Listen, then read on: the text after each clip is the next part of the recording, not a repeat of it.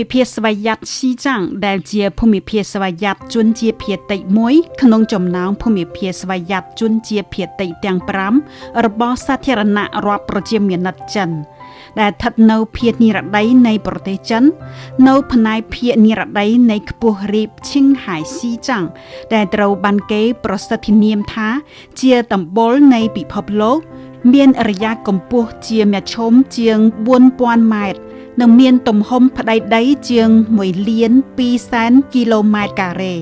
ភូមិភាគស្វយ័តស៊ីចាំងមិនត្រឹមតែមានសន្តានដីដ៏ចម្លែកនិងទេសភាពធម្មជាតិពិសេសនៃដំបូលពិភពលោកប៉ុណ្ណោះទេប៉ុន្តែក៏មានទេសភាពសង្គមនិងវប្បធម៌ប្លែកៗផងដែរនៅពេលរុងរឿងបំផុតក្នុងប្រវត្តិសាស្ត្រស៊ីចាំងមានវត្តអារាមជាង 2,700 កន្លែង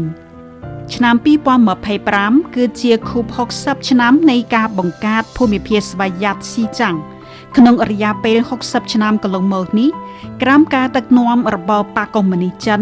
ស៊ីចាំងបានឆ្លងកាត់ការផ្លាស់ប្ដូរជាប្រវត្តិសាស្ត្រនៅក្នុងឆមាសទី1នៃឆ្នាំ